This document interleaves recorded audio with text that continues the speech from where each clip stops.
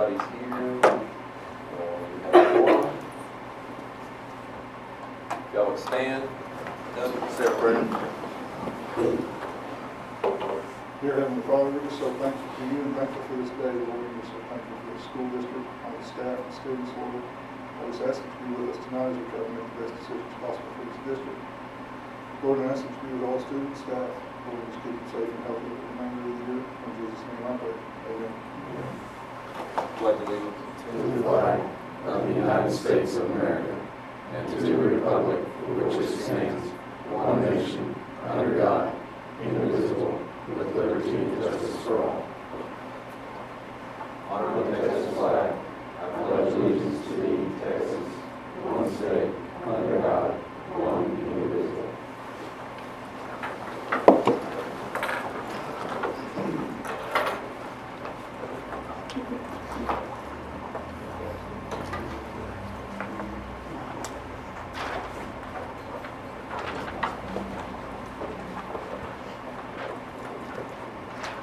Thanks, sir. All right. Mrs. Bell, if you'd like to stand and speak, when you do this, you're just addressing the board. If you want to be on the agenda, you can, we'll set it at another time for you to be on the agenda. I'm going to give you about 3 minutes or so. Okay, And if you need more time, just let me know. okay, thanks. I'm going to read this so I can stay on the time. Hello, my name is Susan Bell. I grew up in Fritch and I graduated from here. I am a retired high school and college basketball coach. I've watched the girls' basketball team for the last few years here, and I'm shocked at the condition of the program. What was once a very successful program is now subpar. You have a chance to change that. My understanding is that you are looking to make a lateral move and fill that position with someone already on staff. I wanted to go on record that I am here to urge you to open the girls' varsity basketball position up to outside candidates and go after a real girls' basketball coach. Someone that lives and breathes girls' basketball, willing to go to clinics, willing to go to the state tournament and pick other coaches' brains and learn from them. Also, let's see, the girls deserve that. It's time to give the girls a chance they deserve. And by opening it up the position, you're showing them, hey, we've got your back. We're going out there and we're going to find the best for you. Nothing against your candidate. Nothing against your candidate at all. But you need to open it up and see what, I'm urging you to open it up and see what you can find. See who will come in and then compare your candidate to them and see how he compares to them. But the girls deserve that. They deserve the best. Let's see. Thank you for your time. I appreciate all your hard work. I know this is a horrible job to have to do, but I appreciate that you step up and that you do it. But again, I urge you to open the girls' varsity basketball position up to outside candidates and see what happens. Thank you.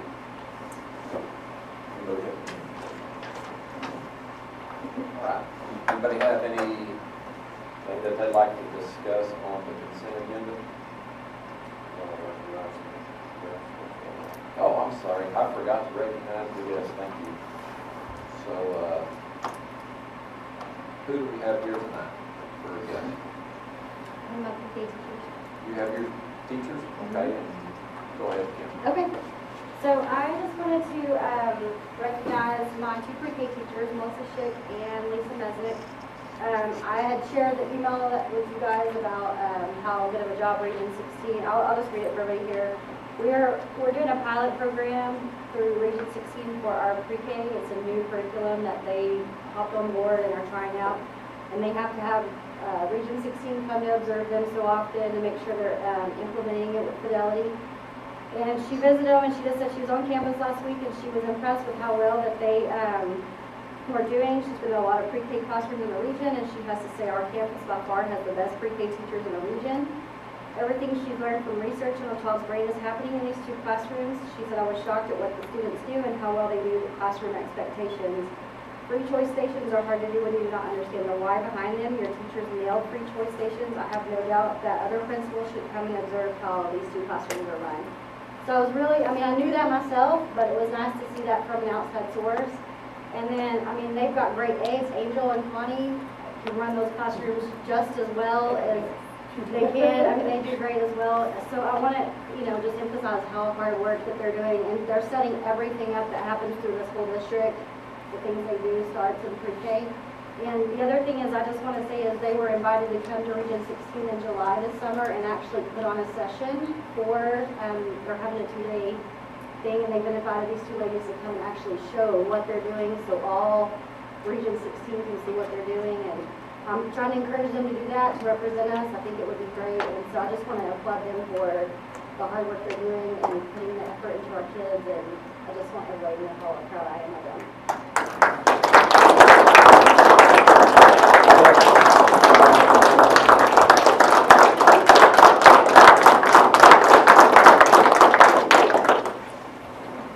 And y'all are welcome to come watch them do their thing too, because it's awesome.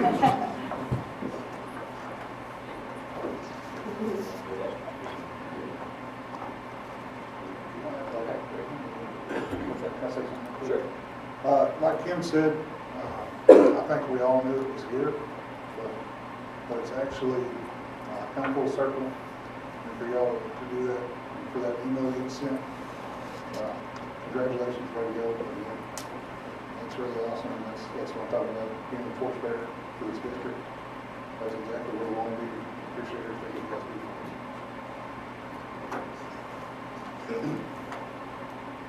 Thank you. All right, new business. We still have another. Oh, we got another guest, I'm sorry. I'm just bound and determined to get there.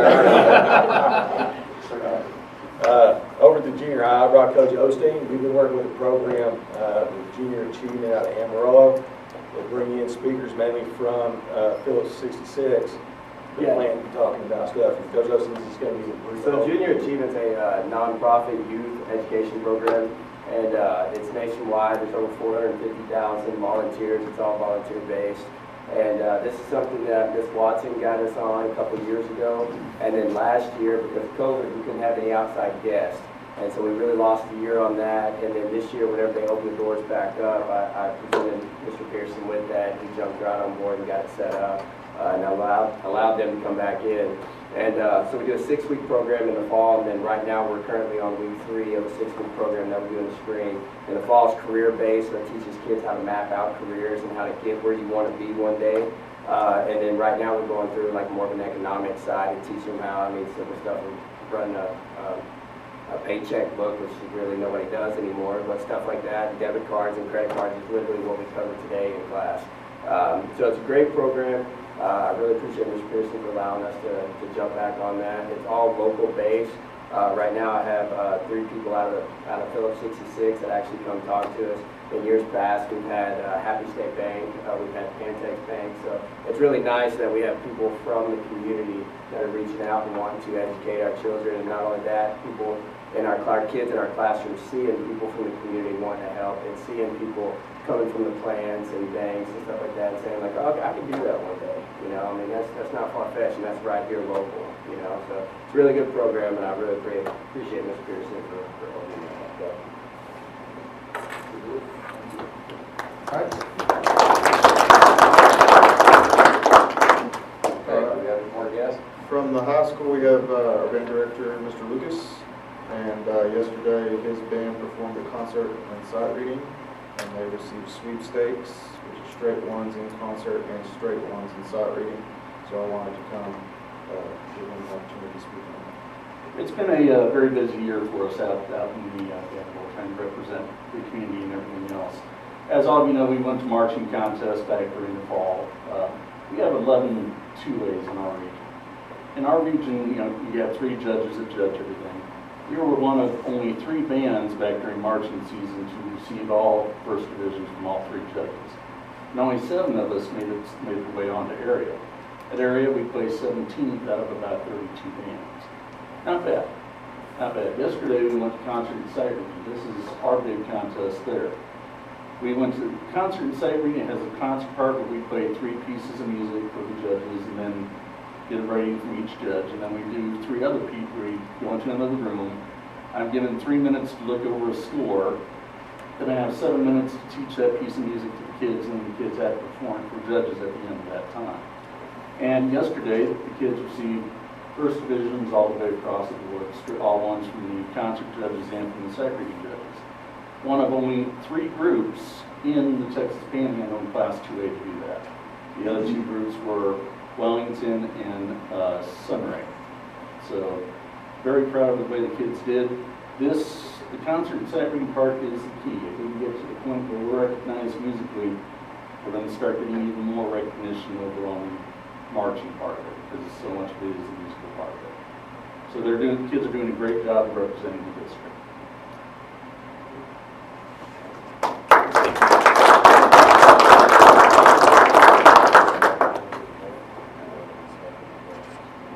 No. I just want to say, y'all are what we are looking for. You know, people that go above and beyond and are doing what the board has got together and tried to put forward to the administrators to have people like y'all as the main leaders and leading and being examples for other people. And we just want to say thank you again. So from all of us to y'all, thank you for being great leaders. And if y'all want to leave, you can go. If you want to stay for the rest of the meeting, you're more than welcome to stay too. So whatever y'all want to do.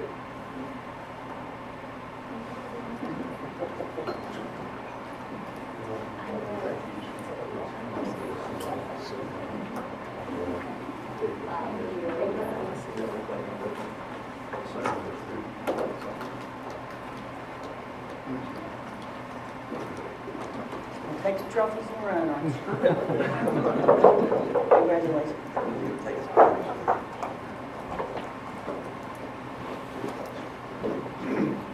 Okay, now the new business and the consent agenda. Does anybody have any questions on the consent agenda?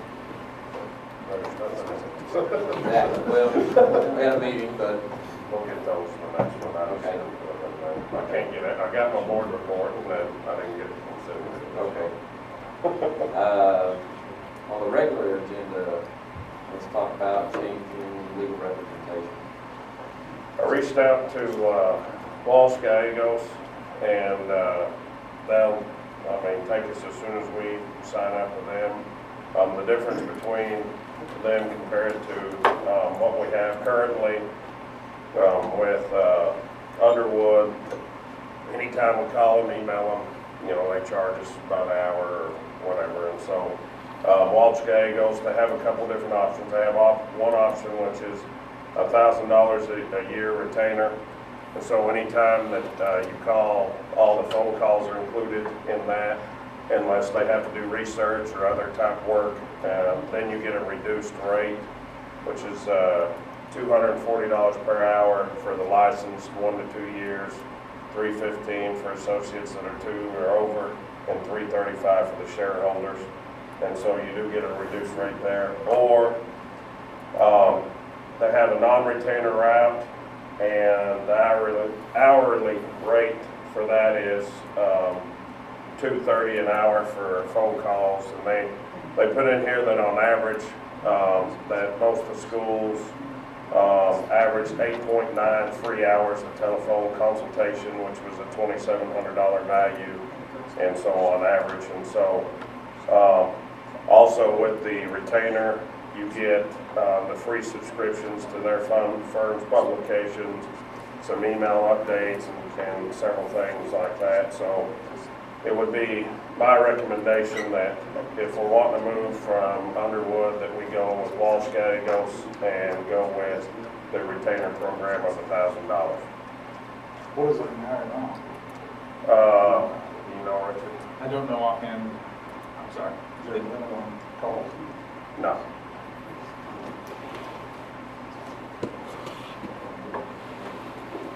Well, that's what I'm saying. Right. But it's, like I said, if they have to do anything further, they're going to charge you. But, I can call them up. Rather than trainer calls or calendar call or voicemail. I know that when we switched to Underwood, we spent more, but we also had several things that required expenditures. So it's kind of hard because, some years you don't have any incidents at all. So you don't really call the lawyers much. And then some years, like this past year, we spent a bunch with the lawyers. So it's really hard to compare. So. Do they have any representation in Amarillo, or if we have to have one of them come up here, do they have to apply? They do have a lady in Amarillo, she's done some workshops at Region 16, and so I don't know her name off the top of my head. I want to say it's, I don't remember what her name is. I just know last time when we had Walsh, that seemed like the biggest deal, which we didn't have them come up, like you said, very often, but when we did, we got flown in, rental car, hotel, and Andrea Gully. Gully, Andrew, oh, that's right, Andrew Gully. so that's something. But they didn't have representation. Yeah, and that's why I was wondering if they didn't have to apply. Not that I remember. They moved their office at that time. She just started last year. They just opened their office in Amarillo. Yeah. And she does everything, not just the SPED, or do you know? I don't know. I know she does sped because that's why I got her number my. Well, and we've used, that's who you have your SPED, just in right now. Right. That's why I'm wondering, does she do everything, or she just SPED? She's sped, she's probably sped. So if we had to have somebody come in, probably some concern.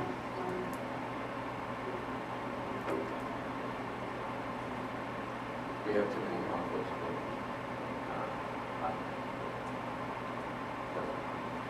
Well, I think The way I see it. anybody who do business with them, we just, it's over.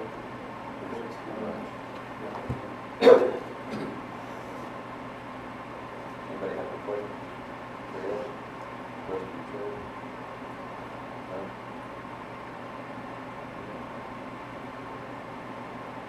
Okay. Need a motion?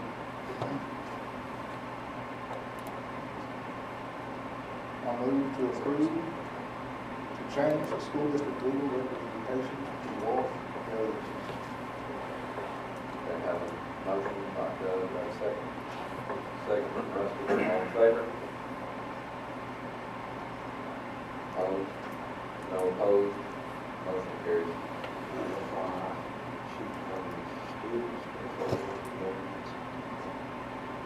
So that'll be.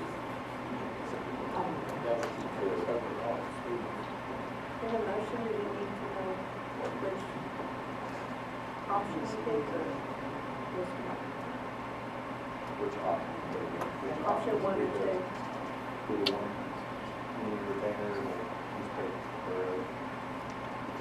No, we're just looking for a number of legal representation. We have to think if we want to do the retainer or if we have to think the I don't remember doing that last, I think we have to do that. That's why I'm asking. It wouldn't hurt to have his motion. Okay. What are we phrasing? I move to approve to change the school district legal representation to the Walsh Coalition with.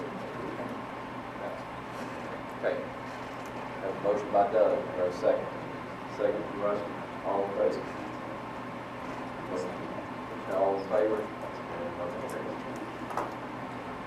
All right, the next item is the consideration of repealing the order that we passed on February 7th for the bond election.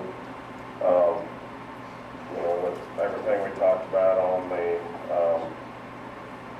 property values going up, we discussed that it would probably not pass, and so this would just repeal the bond election that we set for May 7th. Question? Okay. Need a motion? I move to approve the order regarding the order passed on February 7th, 2022 for the bond election to be held in the Central Virginia Community School District. We have a motion by Chad, do I second? Second by Mike, all in favor? All in favor, opposed? No opposed? Motion carries. This is the certification of unopposed candidates and cancellation of the trustee election. So this would just cancel the trustee election for May 7th also. Need a motion for the trustee cancellation. I move to approve the cancellation of the trustee. Have a motion by Mike, second. Second from Logan. All in favor? All in favor? No opposed? Motion carries. Okay. All right, this is the discuss and possible action on the TASB interlocal participation agreement. What this allows us to do is to get our TASB insurance through TASB. And we met with Elizabeth York, that's our representative through TASB, yesterday? Yesterday. And so anyway, this would just allow us to get our insurance through them. And the advantage to them, and Richard knows more about it than I do, but you know, they've got a lot of money in reserves, so they can cover claims. And if we were to venture out and go, you know, there's been school districts around us that have gone with other insurance companies, and when they get like a big health claim, you know, they didn't have the money to cover it, so they were like, sorry, we can't pay it. And so with TASB, you know that your claims are gonna get paid, so that's the biggest advantage of going through them.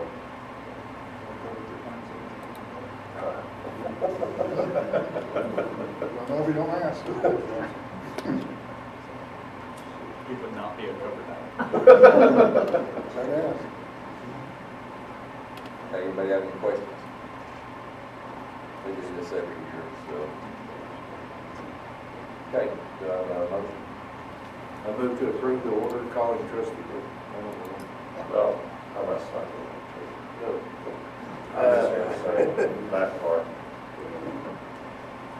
I move to approve the TASB interlocal. We have a motion by Chad, and all, need a second. Second. Second by Doug, all in favor? All in favor, opposed? Motion carried. Okay. Let's start with canvas reports. And Ms. Sarah, do you want to start off? Sure. All right, as you can see, we've had a lot of stuff going on. We've had our Dr. Seuss week in first grade, our Little Eagle Awards. We had those for the end of the 6 weeks. They did those in classrooms, and then we'll have another big Little Eagle ceremony at the end of the year where we have all the kids and parents do that. We had a Tuesday celebration celebrating 2/22/22 where we dressed up and silly stuff, and the kids really had a lot of fun. And at 2:22 we stopped and we played music, and everybody did a Cupid shuffle through the school, and they were pretty cute out in the hallways doing that as well. We had our first kindness winners. Kindergarten won the kindness ticket challenge, and so they got a popcorn party. And so we reset the kindness tickets, and we're going to see who our winner is for this next 6 weeks. Coming up soon, we were going to have pre-K and kindergarten roundup, so we started a flyer with that out on Facebook so we can start letting people know that we'll be filling out paperwork for that. We've got a lot of other things going on campus as well. I put in a couple of just data sheets for you. These are reports for DMAC. Just some data. I haven't had a lot of tests going on lately because we're getting ready for STAR, but next after spring break, we're going to be hitting some benchmarks for 3rd, 4th, and 5th grade math and reading to see how we feel like we're going to be ready for STAR testing. But this first one is 5th grade. It was a 5th grade ELA test we took. And if you look at it, our numbers of passing on this test, we had 86% of our 5th graders pass this ELA test. And so when we look at STAR testing, the numbers are looking really, really well. If you look at the bottom chart, masters, we had 42% masters, 69% hit meets, and 100% hit approaches, and nobody was below. This was over a certain unit, but hopefully this is where our numbers are looking for the STAR test as well. The next one is a math test, 5th grade math also, their unit test.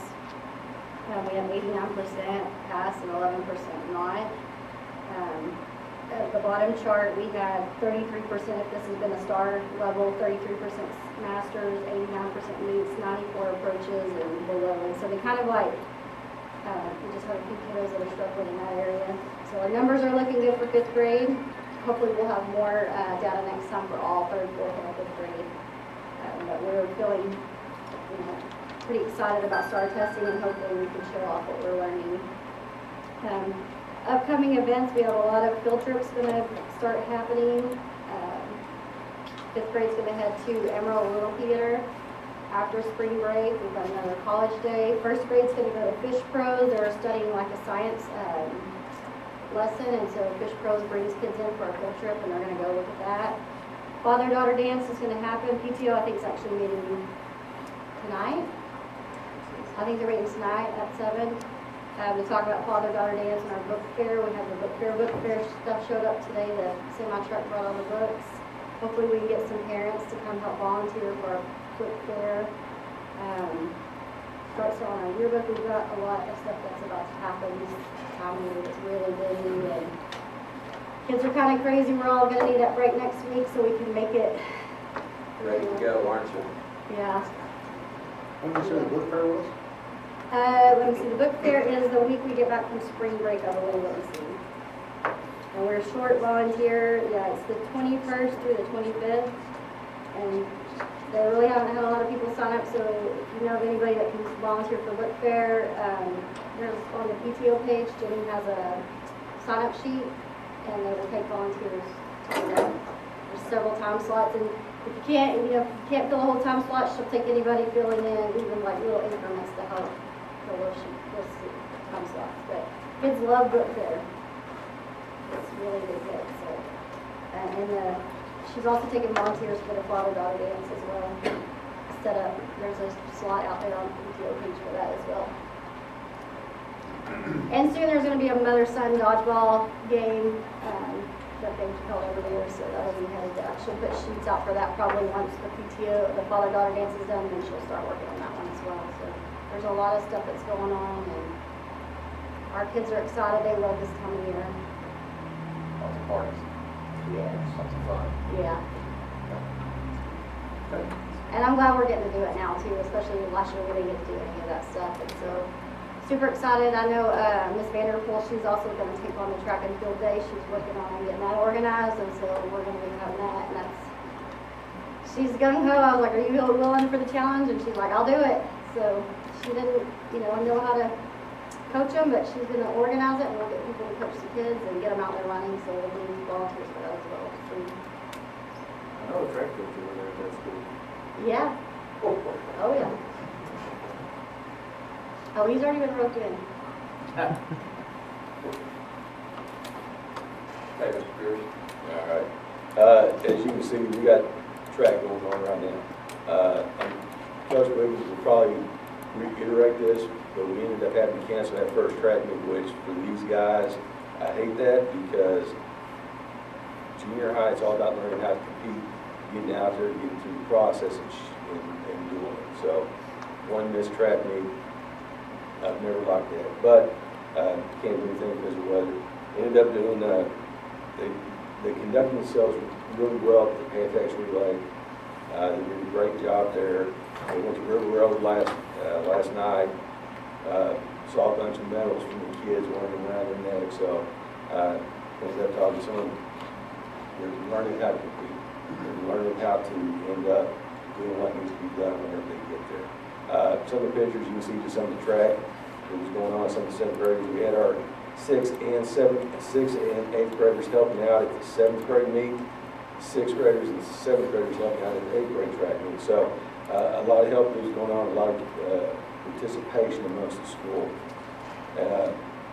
Miss Robinson had her dissections with the frogs.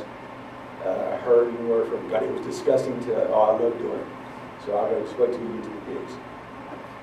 That's what I always love doing. So they had a good time doing that. Some of the data that I threw up there, this was from some of the benchmarks. We had a ton of testing. We had our interim assessments. We also had some benchmarks going through. With the science, social studies, interim assessments, they're getting tested on stuff they haven't learned yet. So that's more just getting them used to knowing how the STAR test is going to look.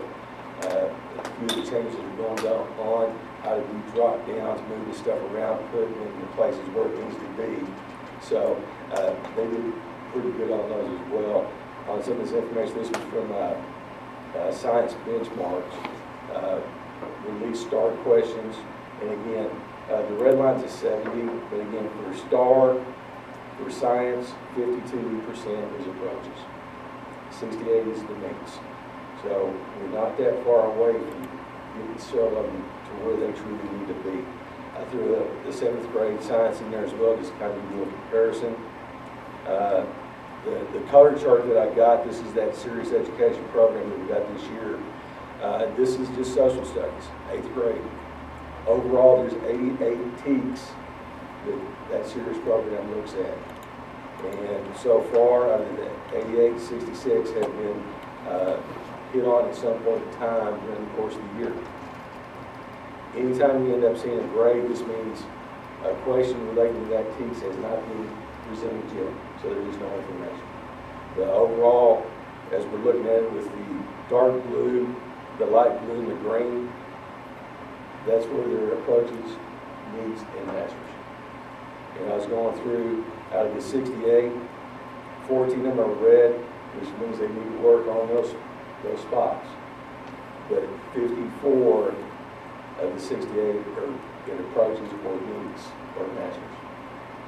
So they're learning, we're still trying to finish everything up before we get to a few weeks before the STAR test, before we start really hitting them hard, doing the prep that we really need to get going on that. And with this serious education program, does social studies, reading, science, and math. So we've got all the teachers, all the grades going through, getting on this and working on this. This thing is set up very similar to STAR, and the more practice they have at that, I think it's going to be easier when they get to the STAR and know how to actually do the process.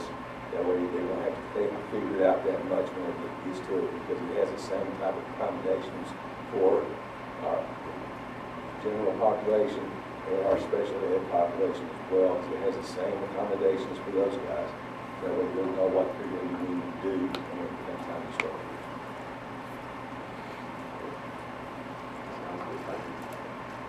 Very cool. Felix, you ready? Yeah. Try to keep it short and sweet, don't want everybody to stay here all night. One act is performing right now, that's the picture on the left. We won't know anything on them until about another hour. Baseball has started, so it has softball, track. This week we had baseball game, I think yesterday, correct? Yes. We had band yesterday, we had one act today, we have track tomorrow, softball possibly Friday, baseball possibly Saturday, so the kids are going around. Golf yesterday. Golf yesterday and today, I mean, they're busy. Scroll down, Felix.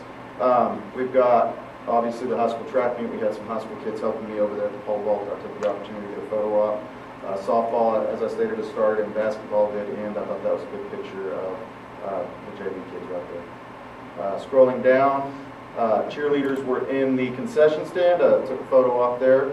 We had the blood drive at the high school yesterday. No, Monday. Seniors had a pancake supper at the end of February. Attendance reports, I put in the month of February, which is, it's almost at 92%, and it is at roughly 92.5, or 91.5 for the year.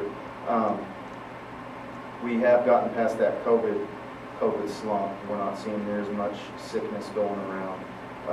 Scrolling down, I threw the Algebra 1 interim results. It's not where we want it to be, but it is in line with the state averages. We had 36 students, I believe, take that. Scroll down, please. There we go. I also put in the low socioeconomic and the SPED students. We had, I think, 4 or 6 on the approaches, and the approaches is the passing standard. Meets, we did not have any low socioeconomic or SPED. All students, we had, I think, maybe 5 that could have gotten the meets, which is where we really want to be. And then we had, I think, 2 that could possibly get masters, which if we could get 2 to 6 in the masters category, that's where we really want to be. So if we can get 2 in masters, that's good. Meets is where we want to be, but approaches will take as it is considered a passing standard. But we do have some work to do with that. Scrolling down, last page is the activities. We've got golf, district golf on the 28th, district track April 7th and 8th, and that is at West Texas High.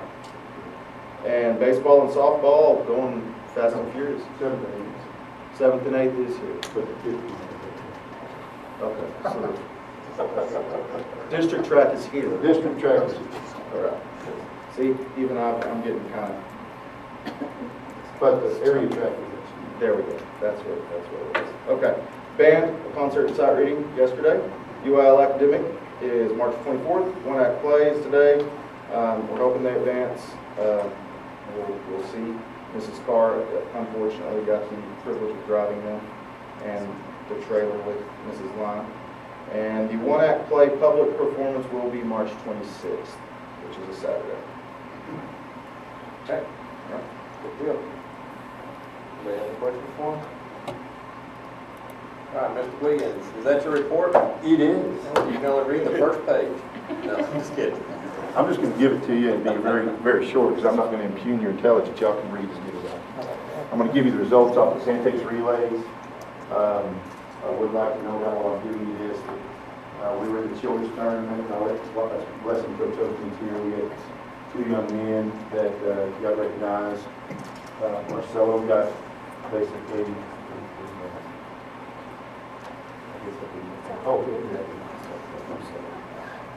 Marcelo got recognized. Was that Defensive, all tournament defensive team. all tournament team, defensive, and Ted Mayberry got the Big Bat Award. He had 2 home runs a game. So he ended up getting 2A runner-up player of the week for the state of Texas. So we had a good run. Softball went undefeated in their tournament, and I'll speak a little more on that deal. But it's been kind of busy, as you can tell. When you've got 4 sports going on at once, there's a lot of kids that are missing a lot of class. We don't have a whole lot of kids that do all of them, but just an example, Quentin Cruz runs track, plays baseball, and swings a club. And so that young man, misses a lot of school, and so he's got to be a student first and athlete second, but it's tough for him to be a student first. So the beautiful thing is about when you got Chromebooks and you can communicate virtually, it kind of helps out, just keep him caught up, and he's done a great job. But we've got a lot of kids like that. Unfortunately, we've got some kids that aren't involved as much as him, and they're not successful in the classroom. It's weird how that works, but give or take. But I want to take this time to thank everybody that helped with the Pantex Relays. It's amazing when you start putting those pieces together and you look at all the helpers out there, all the people up in the press box that don't get seen, and all the people that volunteer their time. I'm telling you right now, I can tell you, there were 16 schools that showed up. There's 507 competitors on Tuesday, 502 on Thursday, and roughly 500 even on Friday. So when you're going through 1,500 different kids and you're shelling it through on 3 days, in order to do it efficient, it has to have help. And I just think, it speaks volumes to our community, to the people that did volunteer. I'm indebted forever because I'm telling you, it takes a lot of workers. Next year, we're looking at possibly budgeting in for a FAT system, which is a time system that would save 14 workers at the finish line because it picks in time, and it's a camera system that will work out great. But that's something look going forward. But once again, just those of you that helped the Pantex, it meant a lot. You have the result for the Pantex Relays in front of you. Once again, we had 16 teams, and the one that stood out the most to me was the boys, the varsity boys. Stratford won the varsity boys with 80-something points. And if you look at the Amarillo High, like the relays at Canyon the other day, they won it with 190. So that tells you the level of competition that we have out here. When you can win a track meet with only 80 points, that means that other people are stealing them from everything in the world, and not one team is dominating. Not one team is really and truly dominating. I mean, everybody was just clawing and scratching for 5th and 6th, and every point they could get. And it was, you talk about a great track meet and a great week to run. I mean, you look at this week and now we're back in blizzard conditions, but I just wanted to point that out, that even though it was a lot of schools and even though it was hectic, I don't know if we're going to do that big next year. Man, you talk about a competitive meet, so if you wanted to watch a competitive track, it was a good track meet to come watch. It really was. And so, another thing that I haven't had a chance to report on, we started working out boys and girls in the mornings on Monday, Wednesday at 6:15. And so on Monday, Wednesday at 6:15 in the morning, we'll lift them for 45 minutes, and then we do agilities for 45, so it's an hour and a half workout. Every coach has showed up, every single one of them. Every one of them has a station, and every one of them are in, I mean, it is intense. It's kind of been a transition for the girls, just because they haven't done that. But, man, you talk about the ones that have shown probably the most gains, just because they haven't, is the girls. And I think they've taken a hold of it, and so far it's been a great success. And the ones that have really latched onto it, it's transferring over, and I'll just use Tate Mabry as an example. It's transferred over to everything he's doing on the track, and I mean on the baseball diamond. I mean, he never did dingers last year. He wasn't strong enough to get it out there. And now he's getting his hips around, and he's actually, and it's not just him, but he's a great example to use for commitment. For softball girls, they lifted Monday morning at 6:15. Put an hour and a half in before school, and I mean dripping sweat, wearing them out. They go to Booker and beat them 22-2. 21-2. On the same day. I mean, it's not like, I mean, and they're getting accustomed to it, so I mean, I just can't, I'm proud of our kids for embracing it, and I'm proud of our coaching staff, because it's a grind. When you get in late on a Tuesday night baseball game and you go to bed at midnight, and then you get up in the morning at 5 to come set up the weight room and get everything going, I'm telling you, it wears you on the coach, but our staff is all in. They're all in, so, I mean, kudos to them. Once again, baseball has a full JV and varsity, and last night we went to Freon and watched it. I mean, the guys that was on the varsity squad, they all got removed, and guess what? It was a brand new squad on a brand new lineup that played the next game. It wasn't mix and match and hodgepodge, so that's good. Numbers are great in baseball, and softball's getting there. Softball's got quality kids out there, and I think that the more winning, especially with the group that's coming in junior high, you're going to see where that's going to have a JV and a varsity program pretty soon. But the biggest thing is this is one of the busiest times of the year because we've got so many sports going, not to mention one-act play, academic UIL, all the other things that STAR tests, all the things that happen in the spring. And so this is probably the busiest time of the year when it comes to athletics just because of all the other things that we got scheduled around. And tomorrow we're doing the running events only at River Road. They changed the schedule up so that we could get the running in starting at noon. And they kind of said, okay, we'll do field events after if we can get it in because of the weather. And just so you know what I did, I brought the boys in today during the athletic period, and Coach Hale did the same thing for the girls. And we knew it was going to be cold. We knew that you know, the odds of pulling a muscle or having something happen like that are up because it's cold, and if you don't warm up properly, that's going to happen. So we put it on the kids. We said, all right, here's the deal, guys. It's going to be freezing. I can't make you go to the track meet. I can't make you go compete. But I need to know right now, it's not going to be held against you, I need to know how many of y'all want to go compete. And we had 30 of them stay. Said, Coach, put us in something we want to go get better. There's 30 boys. And there's the same thing in the girls. They said, let's go. And so, I mean, you know, when you've got kids that are wanting to go get better, because track is ultimately not the funnest sport, but they know they're competing against themselves each week, man, it gives me goosebumps just because now hard work's coming to fruition and you've actually seen fruits of your labor. Just these kids, their body, you know, they're all, and these are baseball players that want to get around the diamond faster. So if they can, that'll help them. Let's do it, you know. So it just gives me goosebumps. I'm just excited for kids, and it's going to pay dividends in the future. Does anybody have any questions for me, man? I'll try to shut up. Thank you. Good deal. Thanks. Appreciate it. All right. If y'all want to go, y'all are more than welcome to go. And we're going to go over financial stuff. So. Thank y'all. Can I go to the file? Administrators. Yes. Set for Jason. Okay.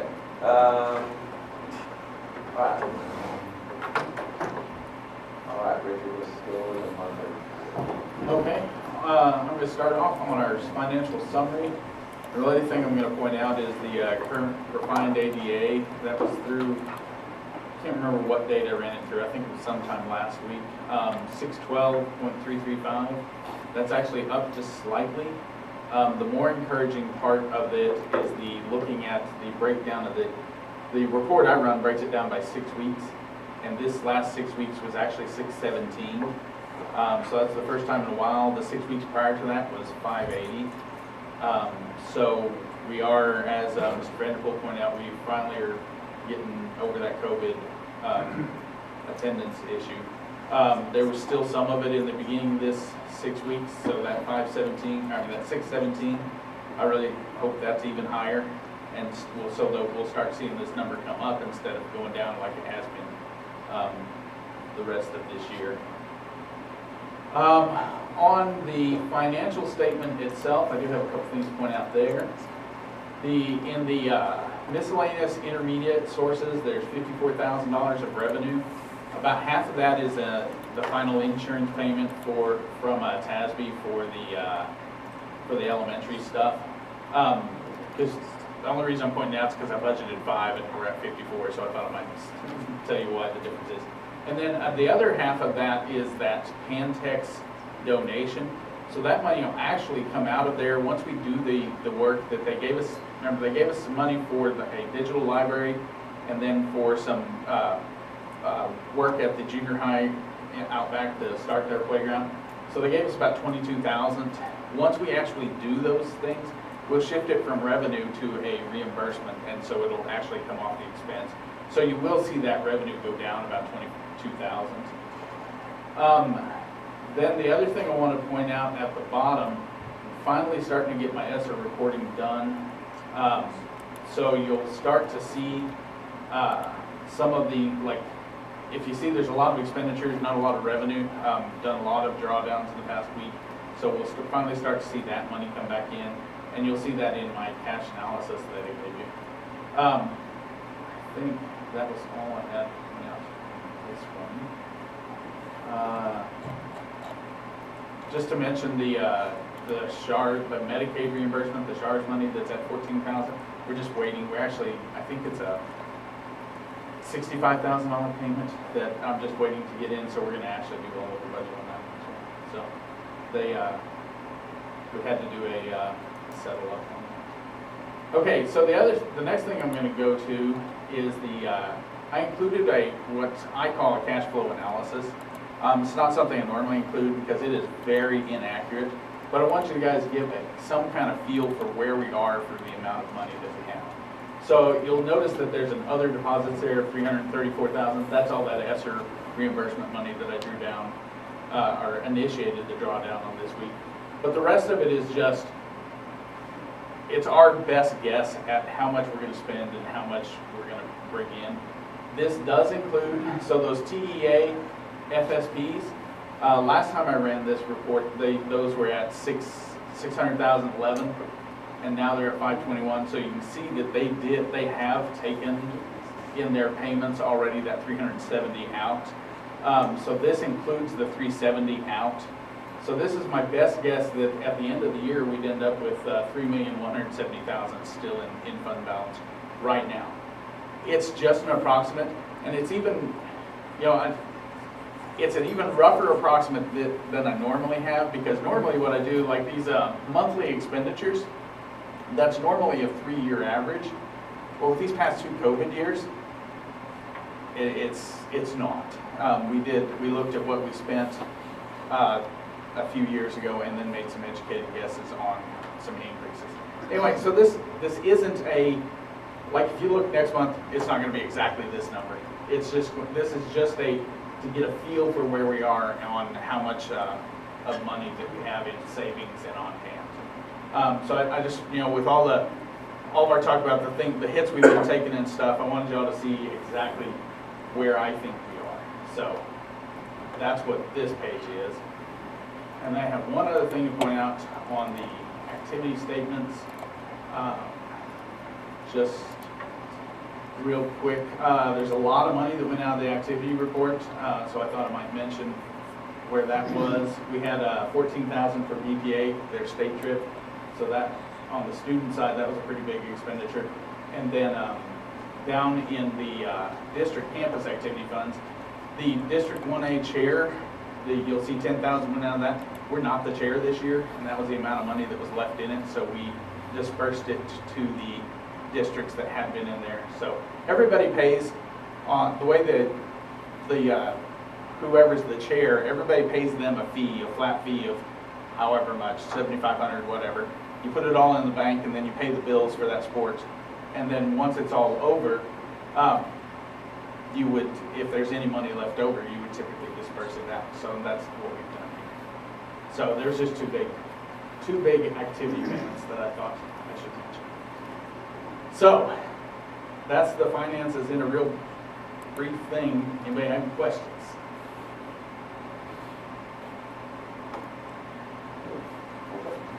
Considering how much we have had hit us this year, I'm pretty happy with where we are. So.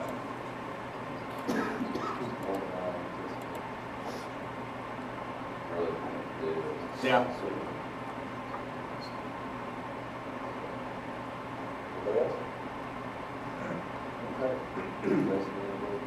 Sure. COVID update, as you know, is 6 point, because we haven't had any cases in several weeks now, which is a good thing, and you can tell because if you look at the attendance, it's gone up considerably in every grade but one. I mean, we went down a little bit in 3rd grade, but the rest of them have gone up. And I contribute that to, no COVID, but also the principals staying after them and getting kids in the classes, and if they're not feeling bad, keeping them there, or if they're feeling bad, they're not sick, keeping them in school. So they're doing a good job on attendance. And I know Mr. Vanderpool's done some Saturday schools to try to deter kids from missing, and the percentages are going up, so they're doing a good job there. Enrollment was down just a little bit in February. From January, we lost a few kids, a couple moved and withdrew, and so we're down a little bit there. But like Richard said, it's with their ADA coming up, that's positive there also. Also, there's some teacher organizations and others that are pushing the commissioner, and some going to the governor to help. Because it's a statewide problem with attendance and ADA. So they're coming up with ideas to help out the school districts. So the other day when I went to my TASA study group, they said that they're expecting something to be announced, within the next 2 weeks to a month on, what's going to be going on there. So we're hoping that, I think they're going to do something. We'll just see if we fall in the realm to where we get the help. And so, also I contacted Fort Price's office about the property value study, and I talked with his right-hand man, Hal, and Hal gave me his personal cell phone, said anytime, we needed anything or whatever, just to give him a call. They had requested information from the comptroller's office, and so they were going to review everything and then get back to us. I haven't heard anything since, and so he said he didn't know if it was anything that they could do immediately. It might be a deal where they, it might be a long term where they have to change legislation, but they were definitely going to look into it, and they would report back with what they found. So that was positive. Softball and baseball field update. They're playable somewhat at this point. We got a company out of Amarillo. He's a good guy. He came over, was going to give us an estimate, and looked at the field and said, man, I can't leave it like this. So he canceled his trip to another school that he was supposed to do that day. And called him and said, hey, can I come tomorrow? Stayed here all day, worked till 6 o'clock. Put the bases in at the softball field, did a lot of work there, went and fixed the pitcher's mound, put the home plate in at the baseball field. Now he's coming back in 2 weeks to do some more work. He's in Midland this week, and I can't remember where he's going next week, and he'll be back. And he's given us some estimates on a turf management program. They're gonna do some things, and very knowledgeable guy. I mean, I was very impressed with him, and so, you know, like the other company, you know, like I said, we let them go. We told them we no longer needed their services, and so we're done with them. And so, still haven't received a bill from them and so, exactly. And then, we got a supply chain assistance, Mr. Hine and Kara, worked hard to find this. It's a little over 18,000, I think it was like, what, 18,800 and something dollars. And, you can use it for Unprocessed food. unprocessed food, so, we have that, to spend, and so, they took care of us there and got that money, so I was appreciative for their work on that. And so, just staying busy, like they said, you know, there's lots going on. We're going to a job fair, the March 23rd at WT, and, you know, just several other UIL academics, several other things going on, so we're staying busy, and everybody's working hard, and, you know, and like the two teachers I did here earlier, that was a great compliment. You know, they're doing great things, and I feel like that's happening in a lot of areas, you know, that don't get recognized, and so, you know, I really think there's positive things going on in our school district, so. Any questions for me? It was a supply assistance. From TDA, Texas Department of Agriculture. So they went out and found that? Or they knew about it, or how did that come about? It's more COVID money. It's the last COVID money, and so you could apply for it. And at first we thought we weren't going to apply for it, and we figured out how we could spend it. It's like all the free COVID money. It's got all kinds of stipulations on it. But So did you find that? no, I mean it's. Or we're just asking, did they can grants to do some change for the cafeteria? I mean, it was just a grant that was out there. So it's, I would say it's a collective effort from Tanya to Kara to myself. So Good job. Sorry, I didn't wait for her to put you in my loop. so We'll have you talk to the next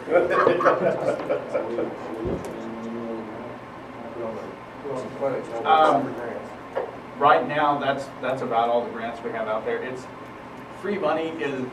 Mr. Garrison and I have this discussion all the time. Free money is great, but like we're stretched right now to be able to process all of everything that we've received to this point.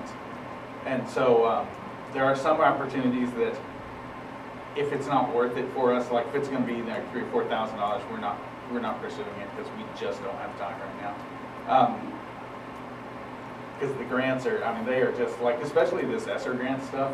I told you guys last time it was going to take an enormous amount of time to do the reporting. Well, I've done the state reporting, and now we have the federal reporting is 10 times more. And so it's all this free money takes a lot of time. So right now we're not pursuing anything else at this point. Now there isn't another big grant out there at this point either. So What are we on a little program? weather has delayed us a little bit, so it'll be done sometime next week. And also the tax liens I sent a letter to them yesterday, or an email, saying, yeah, the Purdue, Brandon, Moffitt, et al. I sent an email to them yesterday. I sent it to both to Joe, the appraisal district, and to them, and saying, hey, what's the status?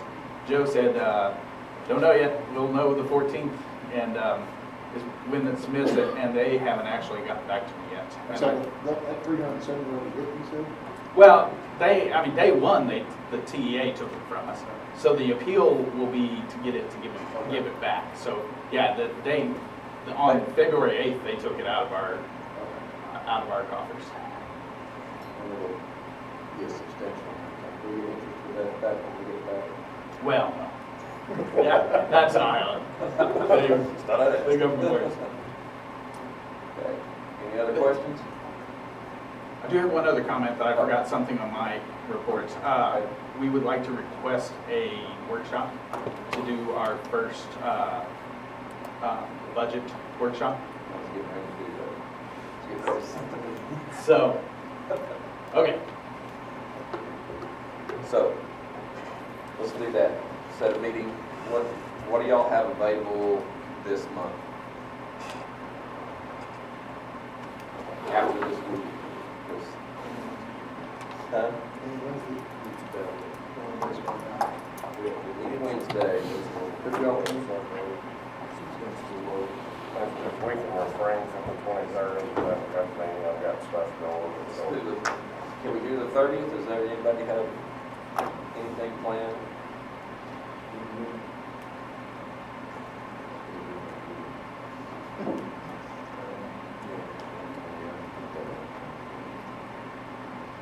Anybody else have any conflicts with that? Richard, is that good with you, the 30th? Yep. All right, let's do that. So we'll have a budget meeting on the 30th. And then in April, would y'all like to meet the first or the second week?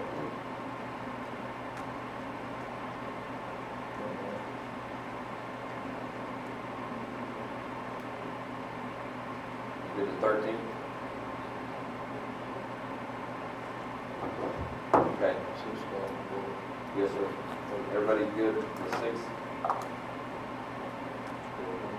Okay. Yes, sir.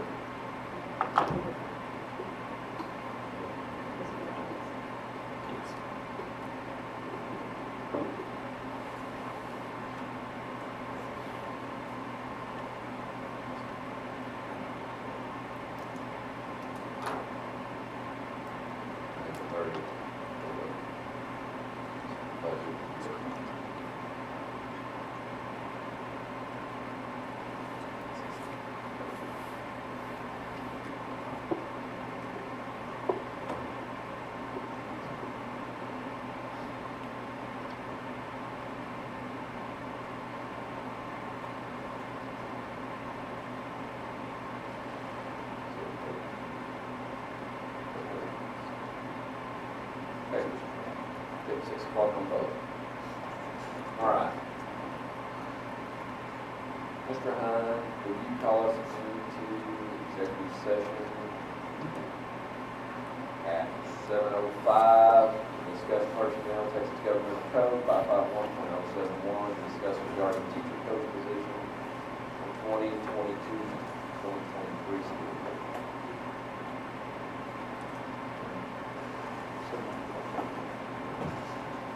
Hey, I just wanted to tell you one thing too that's been really nice. That Mr. Garrison has been on our campus. He comes in the mornings and he hangs out and sees the kids come in, and it's been nice to see his presence. And the teachers like it, and he walks the halls, and we haven't seen that in a long time, and so that's been a positive as well. So I just want to make sure y'all know that too.